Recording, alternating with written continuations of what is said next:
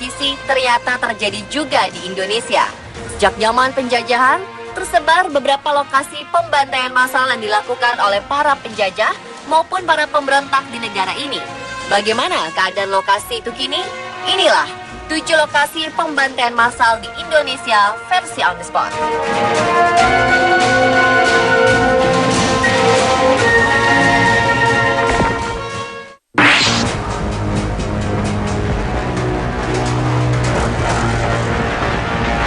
Pada masa penjajahan Jepang 1942 hingga 1945, salah satu daerah yang paling ditakuti adalah Kalimantan Barat.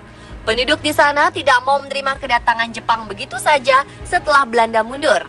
Jepang mengambil paksa harta benda dan memperkosa anak gadis di sana. Sultan dan para cendekiawan di Kalimantan Barat pun berkumpul untuk membuat strategi mengusir Jepang dari tanah mereka. Namun rencana ini dibocorkan oleh warga yang berkhianat. Jepang mengetahui rencana tersebut dan menangkap semua cendekiawan yang berkumpul, termasuk Sultan Pontianak. Mereka dibawa ke Desa Mandor, Kabupaten Landak, Kalimantan Barat untuk dibantai. Desa Mandor dipilih karena waktu itu belum banyak penduduk yang tinggal di sana dan area hutan masih luas. Diperkirakan para bangsawan dan cendekiawan ini dibunuh dengan samurai. Ada juga yang mengatakan mulut mereka dimasukkan selang dan diisi air hingga meninggal.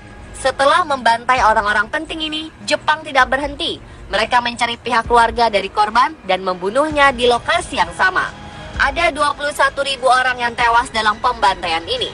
Peristiwa genosida ini sukses membuat Kalimantan Barat kehilangan kaum intelektual selama 3 dasawarsa. Ketika Jepang menyerah dan meninggalkan Indonesia, Sultan Hamid II yang selamat dari pembantaian ini menemukan tulang belulang korban pembantaian.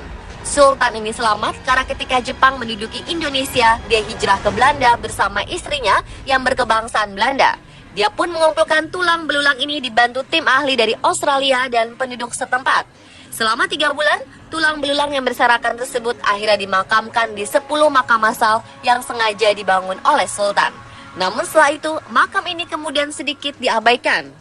Setelah puluhan tahun, akhirnya pemerintah daerah melakukan perbaikan bagi makam ini. Tanggal 22 Juni 1977, Gubernur Kalimantan Barat meresmikan tempat ini sebagai makam Juang Mandor.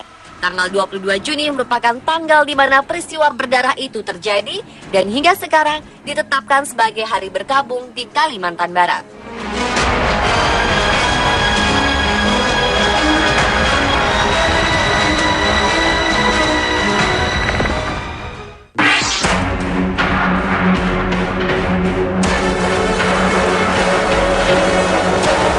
Tidak kalah kejam dengan Jepang, tentara Belanda juga melakukan pembantaian massal di berbagai tempat. Salah satu kisah pembantaian massal terjadi di sebuah rangkaian kereta pengangkutan tahanan Indonesia. Meski sudah dinyatakan merdeka, Belanda tidak mau begitu saja menyerahkan kekuasaannya dan melancarkan serangan di berbagai negara. Pada 22 Februari 1947, Belanda berhasil menduduki Bondowoso dan berkuasa di sana. Para pejuang tidak mau tinggal diam dan melakukan perlawanan. Beberapa pejuang ini ditangkap oleh Belanda. Ada sekelompok pejuang yang tiba-tiba disergap oleh Belanda ketika mereka sedang bergerilya. Mereka ditahan di penjara Bondowoso. Tanggal 23 November 1947, tentara Belanda berencana memindahkan 100 orang tahanan tersebut ke penjara Bubutan di Surabaya. Mereka dimasukkan ke dalam gerbong kereta yang seharusnya untuk mengangkut barang. Ada 3 gerbong pada kereta tersebut. 24 orang masuk gerbong pertama yang bernomor GR7569, 30 orang ke gerbong kedua yang bernomor GR4416, sisanya masuk ke gerbong terakhir yang bernomor GR10152. Selama 16 jam, para tahanan ini harus berjuang mempertahankan hidup tanpa diberi makanan atau minuman dan udara yang cukup. Rakyat yang ada di luar kereta saat melintas pun dilarang mendekati gerbong. Beberapa kali tahanan tersebut berteriak minta minum dan udara, tapi tidak digubris. Akhirnya, ketika tiba di stasiun Wonokromo, kereta berhenti. Dan setelah didata, 46 orang tahanan meninggal karena kekurangan minum dan makanan, sisanya sakit parah dan lemas. Salah satu tahanan mengaku bahwa mereka terpaksa minum air seni dan keringat sendiri untuk bertahan hidup. Gerbong ini sekarang berada di Museum Brawijaya, sedangkan di Bondowoso dibangun monumen gerbong maut untuk memperingati insiden berdarah ini.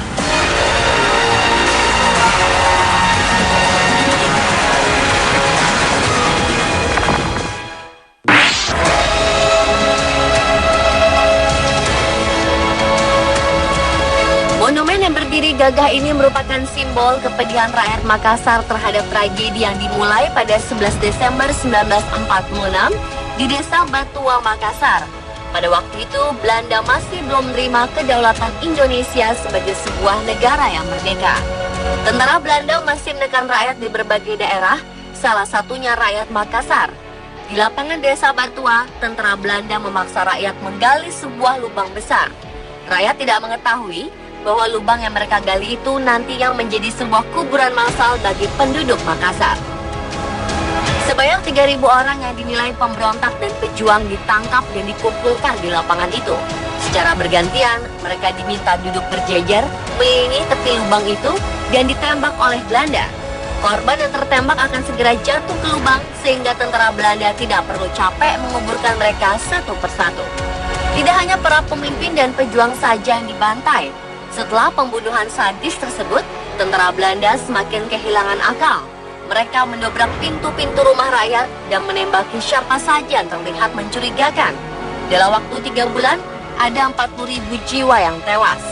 Komandan tentara Belanda yang bertanggung jawab atas pembunuhan massal ini bernama Raymond Paul Pierre Westerling. Karena peristiwa tersebut, pembantaian keji ini dinamakan pembantaian Westerling. Tanggal 11 Desember menjadi hari berkabung di Makassar untuk memperingati peristiwa pembantaian tersebut.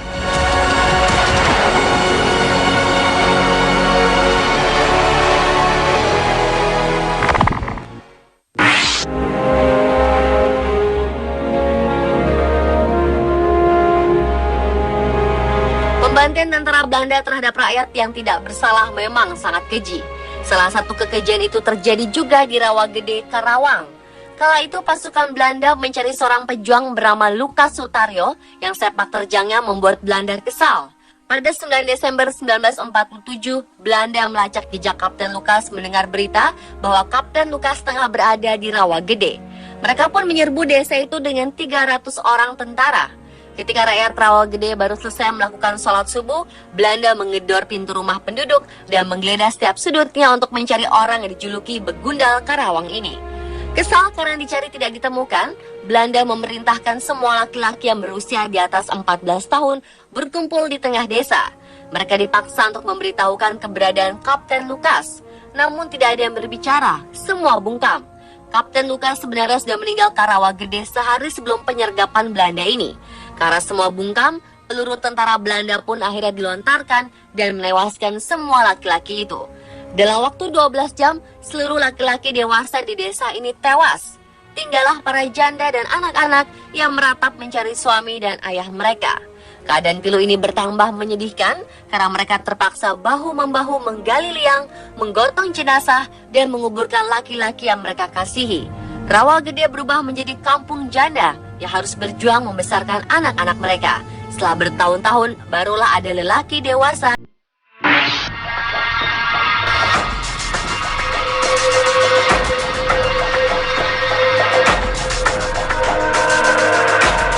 Lokasi selanjutnya merupakan saksi kekejaman bangsa kita sendiri. Monumen Kresek di Desa Kresek, Madiun adalah lokasi sekaligus saksi pembantaian PKI di tahun 1948. Titik tempat Monumen Kresek berdiri dulunya adalah sebuah rumah yang dijadikan PKI sebagai ajang pembantaian warga sekitar. Warga-warga dikurung di dalam rumah, kemudian rumah dibakar bersama warga yang ada di dalamnya. Patung dan relief yang ada di area monumen itu menggambarkan kronologis kejadian pembantaian yang dilakukan oleh PKI. Tidak hanya warga, beberapa anggota tentara juga ikut menjadi korban dalam pembantaian massal ini. Ada sebuah sumur di area ini yang menjadi makam bagi para korban pembantaian di sini. Di dekatnya diukir nama-nama tentara dan para pamong desa yang dibantai. Salah satu prajurit TNI yang gugur dalam pembantaian itu adalah Kolonel Marhadi.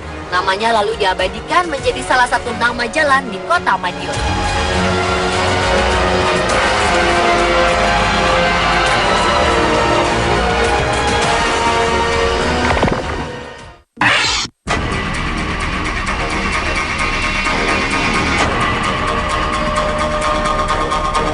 Mei 2013, puluhan tulang belulang manusia ditemukan warga secara tidak sengaja saat melakukan penggalian tanah di Situbondo, Jawa Timur. Saat ditemukan salah satu tulang bergelang besar dan bercincin yang diduga perhiasan milik korban. Warga pun meyakini tulang yang berserakan terpendam sedalam 50 cm itu merupakan tulang manusia.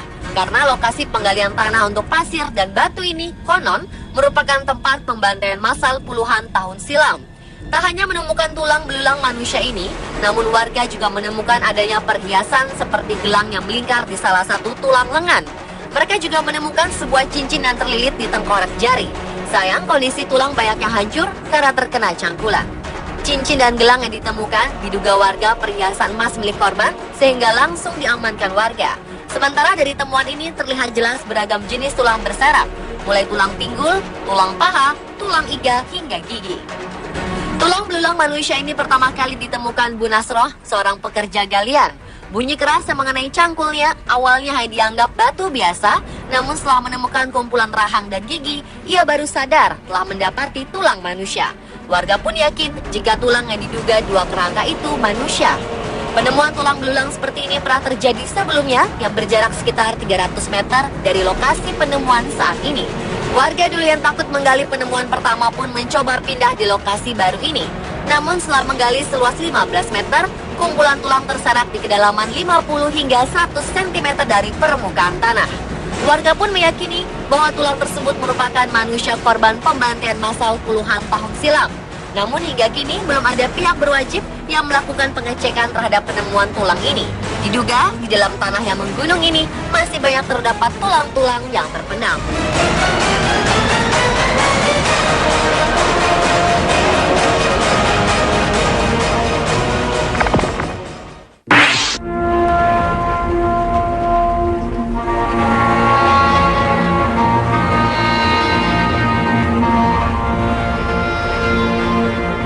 Kejadian G30S sampai sekarang masih menjadi kontroversi. Apapun kebenarannya, korban massal terjadi di seluruh Indonesia, baik dari anggota PKI sendiri maupun di luar PKI. Setelah peristiwa pembunuhan jenderal di Jakarta, anggota PKI pun mengalami tekanan dari berbagai pihak. Terjadi penangkapan besar-besaran terhadap anggota partai beraliran komunis ini. Beberapa kuburan massal pun ditemukan. 2 lubang ditemukan di kawasan hutan Plumbon, Mangkang, Semarang, Jawa Tengah. Berada di belantara hutan Plumbon, Kelurahan Wonosari, Kecamatan Mangkang, Semarang, Jawa Tengah, jejak kuburan massal penumpasan Partai Komunis Indonesia muncul kembali. Dengan menyisiri kawasan hutan, sekelompok penggiat hak asasi manusia menemukan petilasan sumur yang diduga menjadi kuburan massal anggota PKI. Petilasan kuburan massal ini berbentuk tanah rata di tengah hutan dan dirindangi 2 pohon. Salah satu saksi pembantaian ini menceritakan bahwa kuburan massal ini awalnya berbentuk 3 lubang sumur dengan diameter 2 meter dan kedalaman 1,5 meter. Namun ketika itu yang digunakan untuk kuburan hanyalah 2 lubang. Sebelumnya anggota PKI dieksekusi dengan cara ditembak, mata ditutup plastik, dan tangan terikat. Dikabarkan jumlah jasad anggota PKI yang ada di sumur hutan Plumbon berjumlah 24 orang dan salah satunya wanita.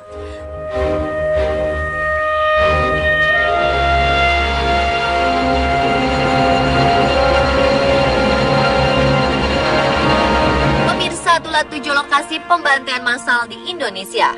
Semua lokasi meninggalkan kisah yang kelam dan menjadi peringatan bagi kita untuk tetap hidup dalam damai.